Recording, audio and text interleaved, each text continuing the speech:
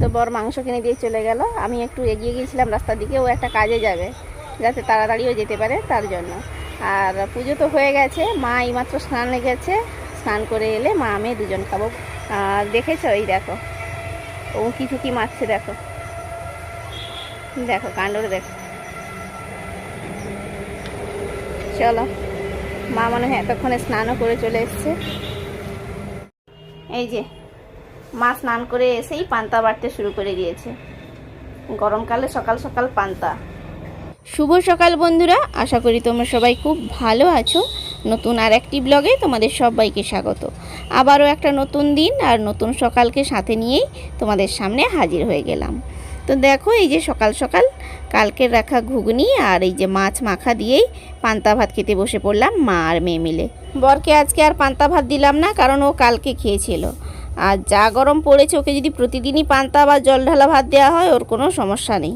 আর এইরকম ঘন ঘন পান্তা ভাত খেতে থাকলে তো ঠান্ডা লেগে যাবে, তার জন্য ওকে আজকে মুড়ি দিয়েছি, ও মুড়িই খেয়েছে। আর দেখো, এই যে খাওয়া দাওয়া কমপ্লিট করে এসে এই যে মাংসটা ধুতে বসে গেলাম।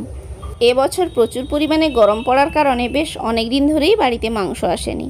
আর আজকে সকালে ঘুম থেকে উঠেই বর বলছে আজকে একটু মাংস আনলে কেমন হয়। আমিও বললাম কোনো ব্যাপার নয়, কারণ আজকের ওয়েদারটাও বেশ ঠান্ডা, কারণ এই যে ঝড় বৃষ্টি গেল, তার জন্য ওয়েদারটা খুব সুন্দর আছে।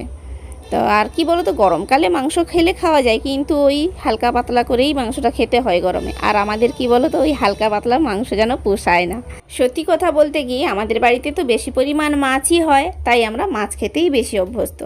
আমার বর কিন্তু আবার প্রতিদিন মাংস দিলেই ঠিক আছে, ও মাংস খেতে খুব পছন্দ করে। আর আমাদের মাংস খেলে, একদিন মাংস খেলে হয় 2 সপ্তাহ নয় 1 মাস এইরকম হয়ে গেলেও চলবে, এতটা মাংস পছন্দ করি না। মাছ যদি 2 পিস 4 পিস 5 পিসও কেউ দিয়ে দেয় কোনো সমস্যা নেই।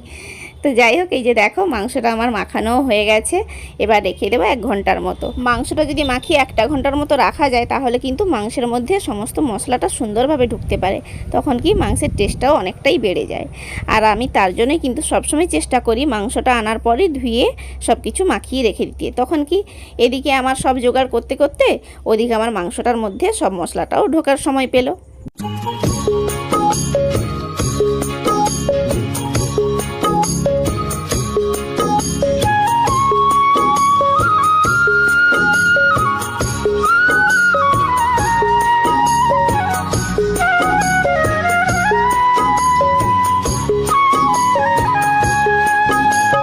আমার জোগাড় করতে করতেই মা এদিকে উনুনে ভাতটা বসিয়ে দিয়েছে। ভাতটা হয়ে গেলেই শুধুমাত্র মাংস তরকারিটা করে নেব। আজকে আর কিছু ভাজাভুজি করতে মন চাইছে না, কারণ একটু দই আছে, ওই দইটা দিয়ে একটু রায়তা বানিয়ে নেব। আর মাংস যেভাবে বিরিয়ানি খায় ওরকমই হবে।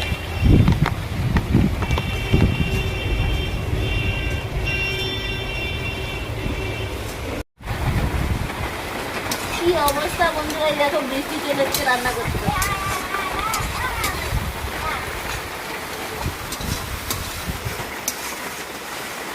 আমি আরো জ্বালানি করতে যাবো, আর জ্বালানি করতে যাবো, জ্বালানি কমে যায়।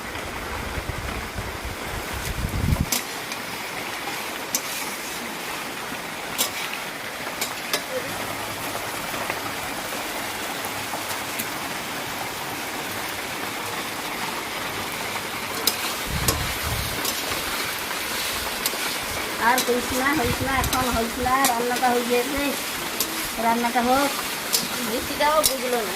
হ্যাঁ, রান্নাটা হোক, চলে এলো।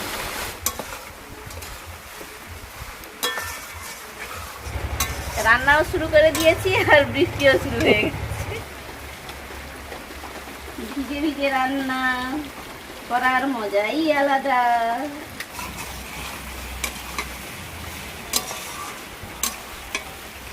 এই দেখো কি অবস্থা হয়েছে, লাগছে।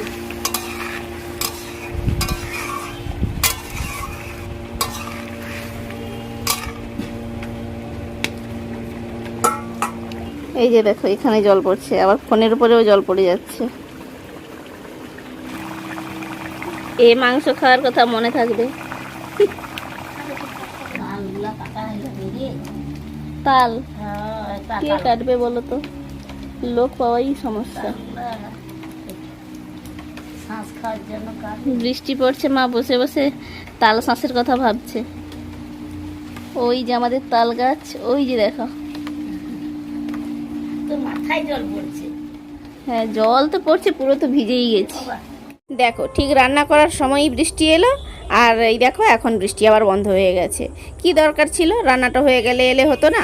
শুধু লাভ কি হলো, আমি পুরোটা ভিজে গেলাম। এই যে জামাটা চেঞ্জ করব, এই কড়াটড়া আগে মেজে নিই, সব কিছু ধোয়াধুয়ি কমপ্লিট করি, তারপর গিয়েই জামাটা চেঞ্জ করব। কারণ এই ভেজা জামাতে থাকলে আবার ঠান্ডা লেগে যেতে পারে।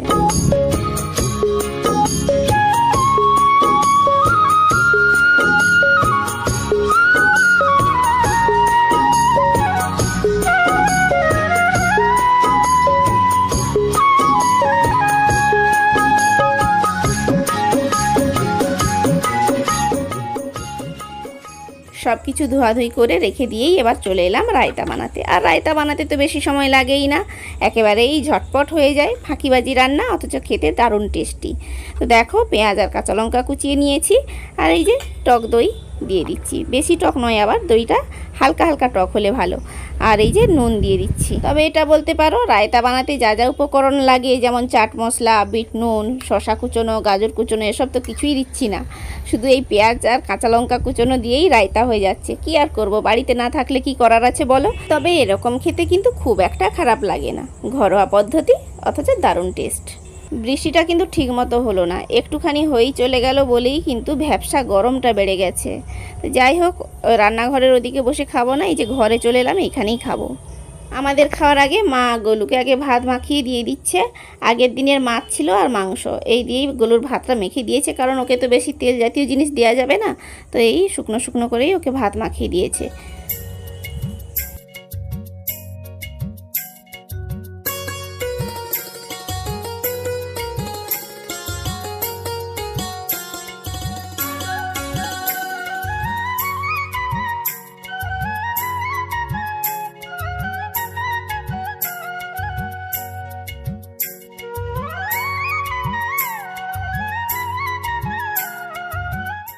বরের সামনে ভাতের থালা দেওয়া হয়ে গেছে, এখনও তরকারি দেওয়া হয়নি।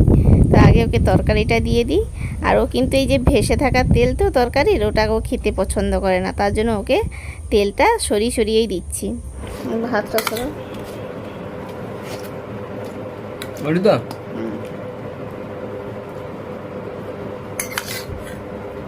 ব্যাস।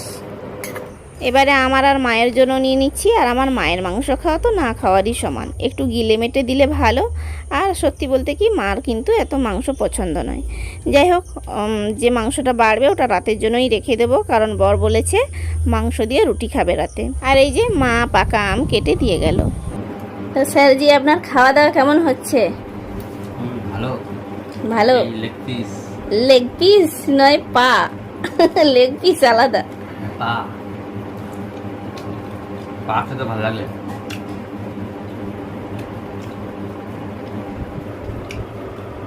এই যে একদম গাছের দেশি পাকা আম।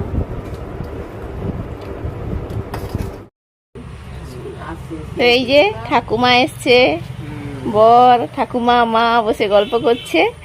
একটু আগে প্রচুর বৃষ্টি হয়েছে, দেখো একটা দারুণ জিনিস দেখাচ্ছি তোমাদেরকে, রামধনু। সেই ছোটোবেলার কথা মনে পড়ে যায়। রামধনু দেখলে যে কি খুশি হতাম তা বলে বোঝাতে পারবো না। এখনও কিন্তু একই রকম আছি, রামধনু দেখা মাত্রই আমি কিন্তু ভিডিও করা শুরু করে দিই। অনেকবারই তোমরা দেখেছো আমি রামধনুর ভিডিও শেয়ার করেছি। সত্যি বলতে কি, রামধনু যখন পড়বে আমারই চোখে প্রথম পড়বে, আর সবাইকে আমি ডেকে ডেকে দেখাবো। মানে এই আনন্দটা যেন আমি চেপে রাখতে পারি না, এটাই আমার স্বভাব। তো যাই হোক, এই যে বর বেরিয়ে যাচ্ছে একটু ঘুরতে, আর মা ঠাকুমা বসে বসে গল্প করছে। তো বন্ধুরা, আজকের মতো এটুকুই। সবাই সুস্থ থাকো, ভালো থাকো, সাবধানে থাকো। দেখা হচ্ছে নেক্সট ব্লগে। টাটা।